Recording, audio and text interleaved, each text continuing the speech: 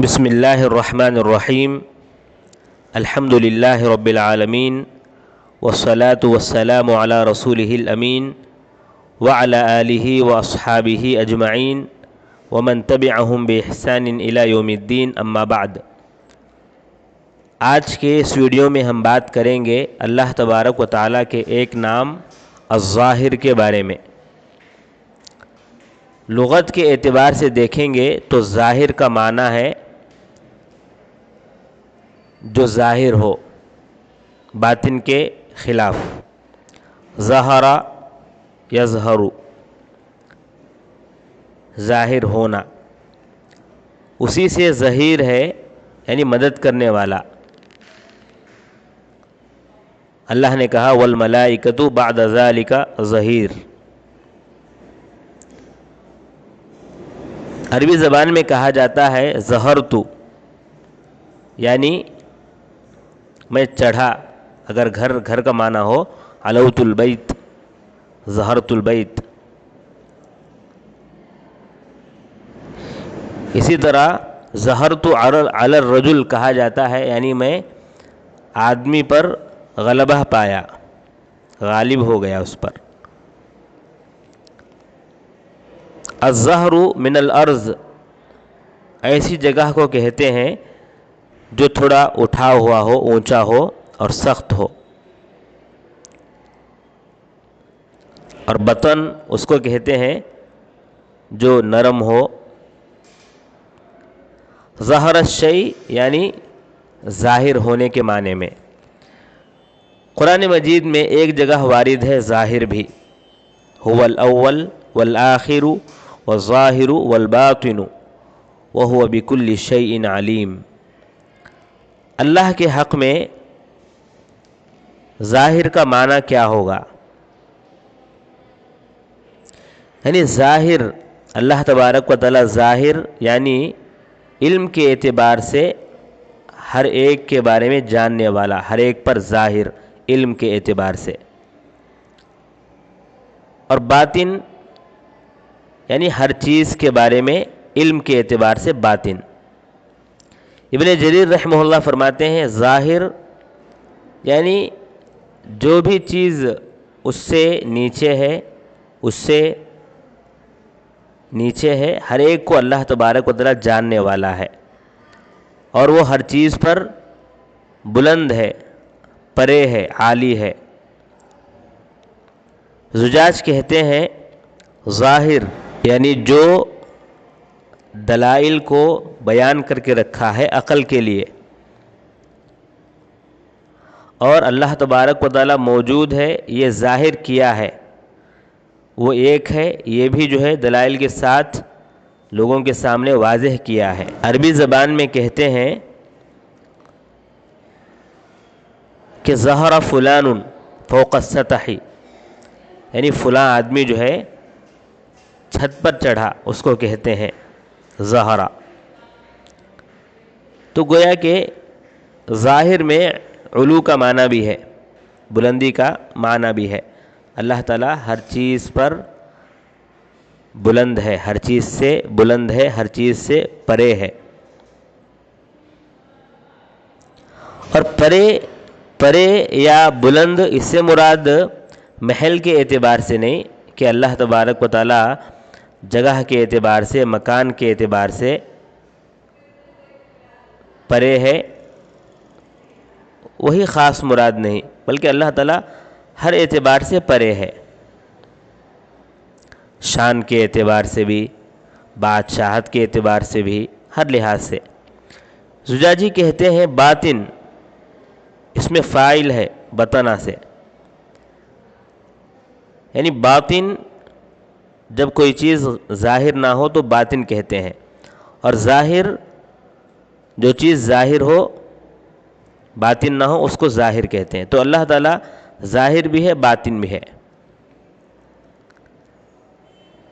باطن ہے اس لیے کہ اللہ تبارک و تعالیٰ کسی کو نظر نہیں آتا، پرے ہے اللہ تبارک و تعالیٰ کسی کے دیکھ لیے جانے سے، ادراک سے۔ اور ظاہر اللہ تبارک و تعالیٰ اس اعتبار سے ہے کہ دلائل سے وہ واضح کر دیا ہے، اس کے افعال، اس کا علم، تو ہر اعتبار سے اللہ تبارک و تعالی ظاہر ہے، دلائل کے اعتبار سے۔ عقل ہے کسی کو تو وہ معلوم کر سکتا ہے اللہ تبارک و تعالیٰ کو، تو اللہ تعالیٰ باطن بھی ہے اور ظاہر بھی ہے۔ باطن اس کا معنی یہ بھی ہے، یہ بھی ہو سکتا ہے کہ اللہ تبارک و تعالیٰ باطن کا جاننے والا، یعنی جو مخفی چیزیں ہیں ان کو جاننے والا۔ اسی طرح عربی زبان میں کہا جاتا ہے بطنا، یعنی وہ جو ہے باطنی چیز کو بھی جان لیا۔ اسی طرح ظاہر کے معنی یہ بھی ہو سکتے ہیں کہ قوی، طاقتور، جیسا کہ کہتے ہیں عربی زبان میں ظہر فلان، کہ فلاں غالب آ گیا، طاقتور ہو گیا اس پر۔ جمل ظہیر کہا جاتا ہے، یعنی طاقتور اونٹ۔ اسی طرح اصمعی کہتے ہیں ظاہر فلان فلانا علی فلان، یعنی جب کوئی جو ہے کسی پر غالب آ جائے تو کہتے ہیں۔ خطابی فرماتے ہیں کہ ظاہر یعنی اللہ تبارک و تعالی دلیلوں کے ذریعے واضح ہے، دلیلوں کے ذریعے واضح ہے، علامات کے ذریعے واضح ہے، ربوبیت کے لحاظ سے، الوہیت کے لحاظ سے، ایک ہونے کے لحاظ سے اللہ تبارک و تعالی واضح ہے، ظاہر ہے۔ اور اللہ تبارک و تعالی ظاہر یعنی ہر چیز پر قدرت رکھنے والا ہے، یہ بھی معنی ہوگا۔ اور ظہور کا ایک معنی علو، یعنی اللہ تبارک و تعالی پرے ہے، یہ بھی ہوگا، یعنی غلبہ کے معنی میں ہر چیز پر غالب ہے۔ حلیمی کہتے ہیں ظاہر اس کا معنی ہے یعنی اپنے افعال سے ظاہر ہونے والا، اللہ تبارک و تعالی اس صفت سے متصف ہے، تو کوئی بھی اللہ تبارک و تعالی کے وجود کا انکار نہیں کر سکتا۔ جب ہم نے معلوم کیا اللہ تبارک و تعالی ظاہر ہے تو کیا باتیں ہمیں معلوم ہوتی ہیں؟ سب سے پہلی بات یہ معلوم ہوتی ہے کہ اللہ تبارک و تعالی ظاہر ہے، اس سے اوپر کوئی نہیں ہے، وہ سب سے اوپر ہے، علی ہے، اعلیٰ ہے۔ اور اللہ تبارک و تعالی کمال کو پہنچا ہوا ہے، اس سے اوپر کوئی چیز نہیں ہے۔ اسی طرح بلندی جو ہے سمتوں میں سب سے بہترین سمت ہے، جہت کے لحاظ سے اوپر کا جو سمت ہے یہ سب سے بہترین جہت ہے۔ ابن تیمیہ رحمہ اللہ، اللہ تبارک و تعالی بلندی پر ہے، اس کو عقلی طور پر چند باتیں کہہ کر ثابت کرتے ہیں۔ عقلی طور پر پہلی بات کہتے ہیں کہ ذرا سوچیں، اگر ہم یہ سمجھتے ہیں کہ اللہ تبارک و تعالی مخلوقات سے الگ ہے اور یہ دنیا جو ہے گول ہے، تو گول دنیا ہے تو اللہ تبارک و تعالی اس سے الگ ہے، تو یا تو نیچے ہوگا گول ہونے کے اعتبار سے، یا تو اوپر ہوگا، ٹھیک ہے؟ اور نیچے ہوگا مطلب یہ ہوگا کہ اللہ تبارک و تعالی داخل ہے، اور ہم کہہ رہے ہیں کہ داخل نہیں ہے، اللہ تعالی الگ ہے، تو پھر نیچے نہیں ہو سکتا، بلکہ اللہ تبارک و تعالی اوپر ہے۔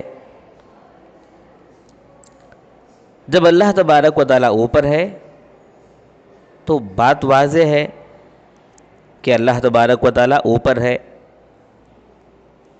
علو اس کو حاصل ہے، اعلیٰ ہے وہ، اور ہماری بھی یہی بات ہے، بلکہ ہماری کیا، جمہور علماء کا بھی یہی قول ہے، صحابہ سے بھی، تابعین سے بھی یہی بات ثابت ہے دیگر جو بڑے بڑے ائمہ ہیں ان سے بھی یہی بات ثابت ہے، اور اس میں کسی کا اختلاف نہیں ہے کہ اللہ تبارک و تعالی اوپر ہے، سوائے اہل کلام کے، جہمیہ کے، معتزلہ کے، کہ زمین جو ہے گول ہے۔ اللہ نے کہا وَهُوَ الَّذِي خَلَقَ اللَّيْلَ وَالنَّهَارَ وَالشَّمْسَ وَالْقَمَرَ كُلٌّ فِي فَلَكٍ يَسْبَحُونَ لَا الشَّمْسُ يَنبَغِي لَهَا أَن تُدْرِكَ الْقَمَرَ وَلَا اللَّيْلُ سَابِقُ النَّهَارِ وَكُلٌّ فِي فَلَكٍ يَسْبَحُونَ۔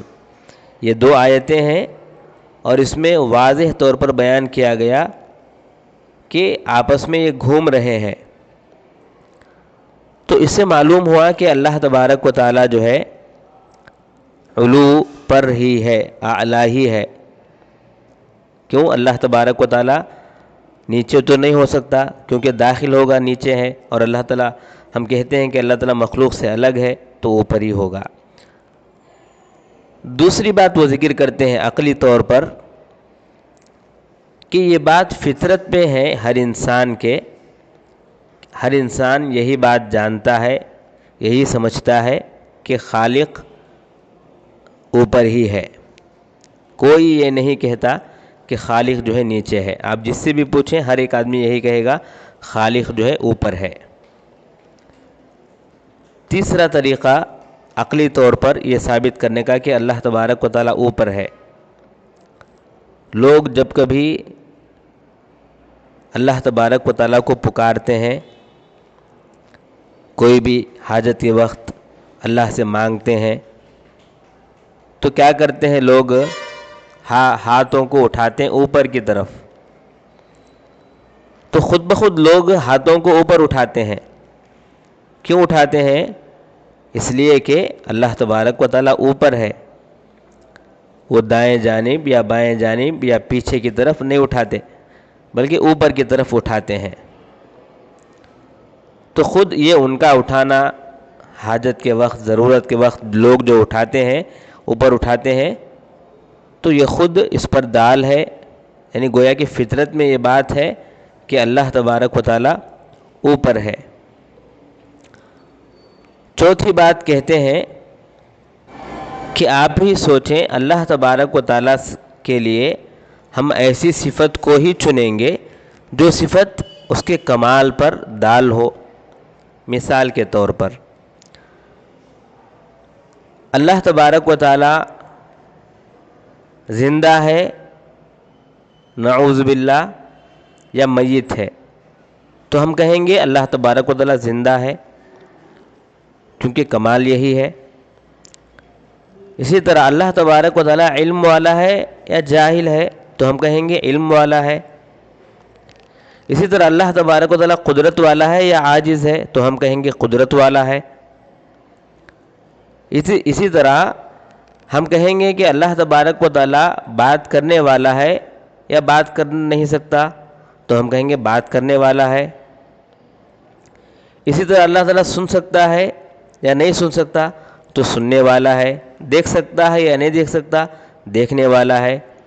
اللہ تعالیٰ بے نیاز ہے یا فقیر ہے؟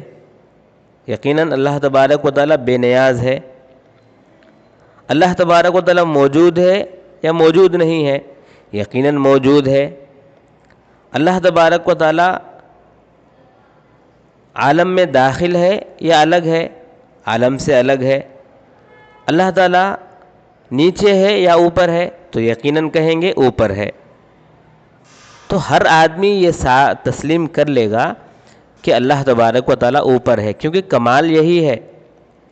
نیچے کہنا یہ کمال نہیں ہے اللہ تبارک و تعالیٰ کے لیے۔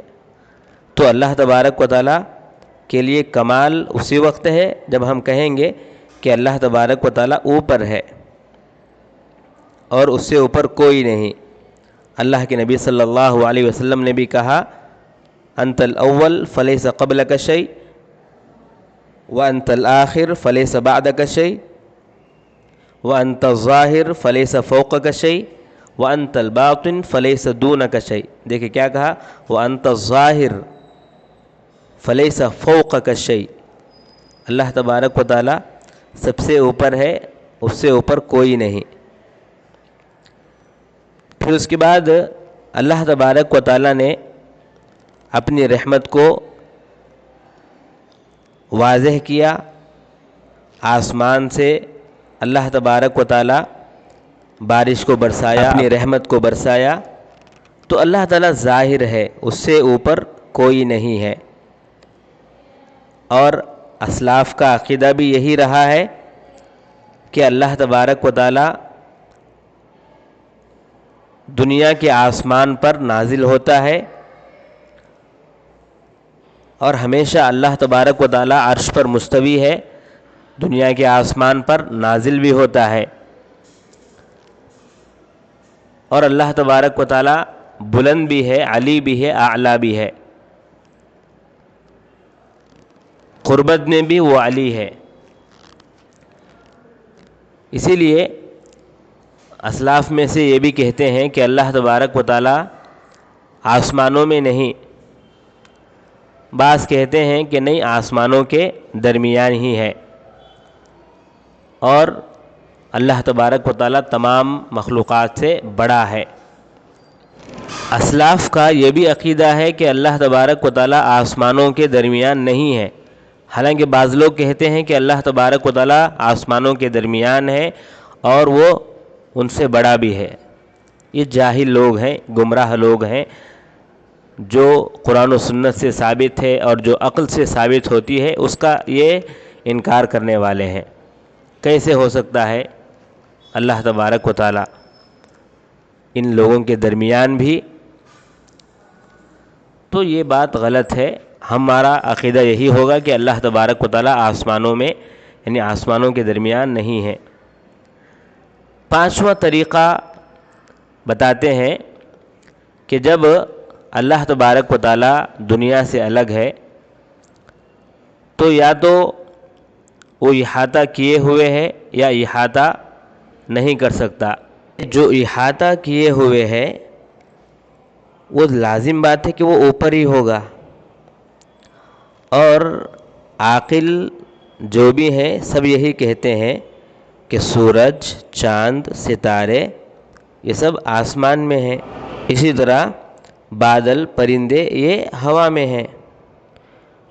تو یہ بات کہنا کہ نیچے ہے، یہ ایسا خیال ہے جس کی کوئی حقیقت نہیں۔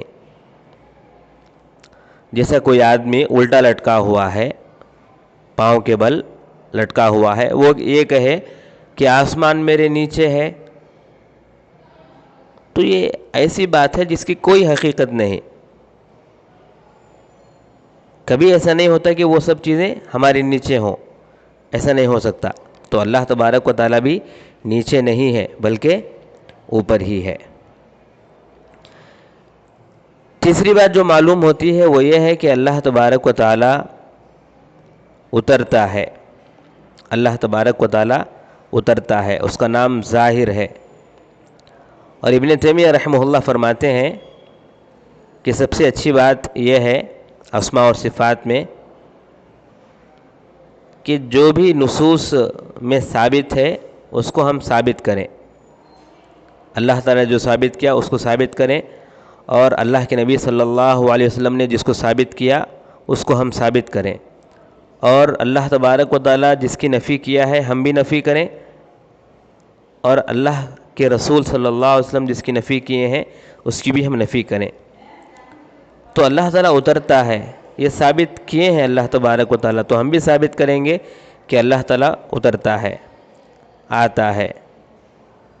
اور اللہ تعالیٰ یہ نفی کیا ہے کہ اس کی طرح کوئی نہیں، تو ہم بھی کہیں گے اللہ کی طرح کوئی نہیں، اس کے برابر کوئی نہیں، یہ ہم بھی کہیں گے کیونکہ ایسا کوئی نہیں ہے۔ اور امام بخاری رحمہ اللہ نے دلیل بھی بیان کیا کہ اس کی طرح کوئی نہیں ہے، کہ وہ ایسا اترتا ہے اس کی طرح کوئی نہیں اترتا۔ اس کا اترنا جس طرح مخلوق اترتے ہیں اس طرح اللہ تبارک و تعالیٰ کا اترنا نہیں ہے، بلکہ اللہ تبارک و تعالیٰ پرے ہے مشابہت سے۔ ہم نہیں کہہ سکتے کہ ہم جس طرح اترتے ہیں اللہ تعالیٰ ویسا اترتا ہے، نہیں، کیونکہ اس کی طرح کوئی نہیں ہے۔ تو ہم یہ بھی نہیں کہیں گے کہ اللہ تعالیٰ کا اترنا ہماری طرح ہے، غلط ہو جائے گا۔ اللہ تعالیٰ کا حرکت کرنا ہماری طرح ہے، ہمارا جو ہے جس طرح ہم منتقل ہوتے ہیں اس طرح اللہ تعالیٰ منتقل ہوتا ہے، نہیں، یہ بات غلط ہو جائے گی۔ تو اللہ تبارک و تعالیٰ جب اترتا ہے تو اپنے صفت کے مطابق اللہ تعالیٰ کو جس طرح مناسب ہے، اللہ تبارک و تعالیٰ جس طرح اترنا چاہتا ہے اترتا ہے، بس ہم یہی کہیں گے۔ مخلوق کی طرح یا فلاں فلاں ہم اس میں نہیں جائیں گے۔ اور اللہ تبارک و تعالیٰ سب سے بلند ہے، اس سے بلند کوئی نہیں ہو سکتا۔ حالانکہ وہ قریب ہے، جو بھی بندے ہیں ان سے قریب ہے اللہ تبارک و تعالیٰ، لیکن اللہ تبارک و تعالیٰ پرے بھی ہے، بلندی پر بھی ہے، بلند بھی ہے، قریب بھی ہے، بلند بھی ہے اللہ تبارک و تعالیٰ۔ تو انسان کے لیے یہ بات ناممکن ہے کہ وہ ظاہر بھی ہو، باطن بھی ہو، قریب بھی ہو اور بلند بھی ہو، ایسا نہیں ہو سکتا انسان کے لیے، لیکن اللہ تبارک و تعالیٰ کے لیے یہ بات ہے۔ اللہ تعالیٰ باطن بھی ہے اور ظاہر بھی ہے، آخر بھی ہے، اول بھی ہے۔ ابو سعید ان سے کہا گیا کہ آپ نے اللہ تبارک و تعالیٰ کو کیسے پہچانا؟ تو انہوں نے کہا میں اللہ تبارک و تعالیٰ کو اس طرح پہچانا کہ اللہ تبارک و تعالیٰ دو ناممکن چیزوں کو اللہ تعالیٰ جمع کر لیتا ہے، وہ ظاہر بھی ہے، وہ باطن بھی ہے، وہ آخر بھی ہے، وہ اول بھی ہے۔ جیسا کہ اللہ تبارک و تعالیٰ حکمت والا ہے، انصاف والا ہے، رحم کرنے والا ہے،